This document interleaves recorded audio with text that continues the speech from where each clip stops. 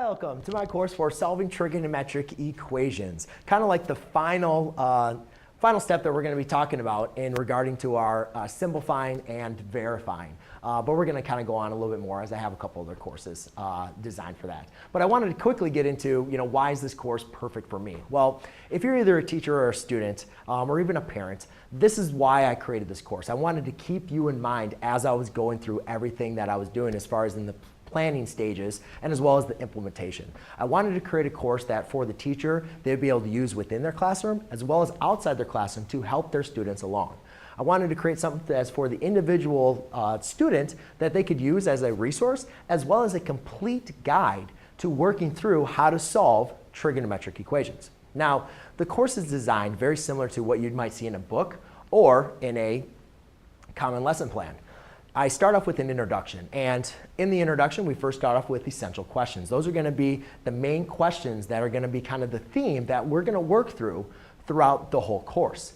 I next going to go into some essential definitions and processes. And for solving, we're going to talk a lot about how to simplify and using our identities to help us solve, but as well as kind of like some tips and tricks to how exactly to solve trigonometric equations. We then go through into our examples, and once you have a kind of a good footing on how to start solving trigonometric equations, I kind of get you started and provide as many examples as I can, which I kind of like to do a lot.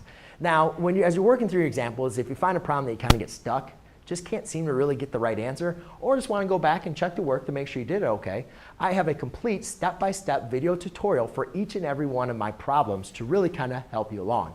We're going to round out the course with the conclusion, and in the conclusion I go back and revisit your essential questions, and I ask you to kind of take those essential questions to think, discuss, and then write about them or write your answer to them, so therefore you can really round out your learning. I also include a summary video which I go back and summarize the tips and tricks as well as what we learned through going through all those examples, as well as some common mistakes that I've seen as a teacher through my own experiences or a teacher in my classroom experiences, as well as my own personal experiences as a student. For those of you that are kind of looking for that next challenge, I provide a couple extra example problems.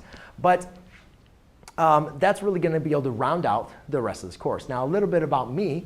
I've been a high school teacher for about 7 years now. I have a math degree from Western Michigan University, and I've also been in one of those seats where I've been a struggling student. Didn't really care so much about math in high school, didn't really take it seriously, and I struggled. I struggled a lot, and it was a difficult experience, but I decided I wanted to be a math teacher because I wanted to make a difference, and I wanted to help people out, with math, because I still enjoyed it, and still loved it.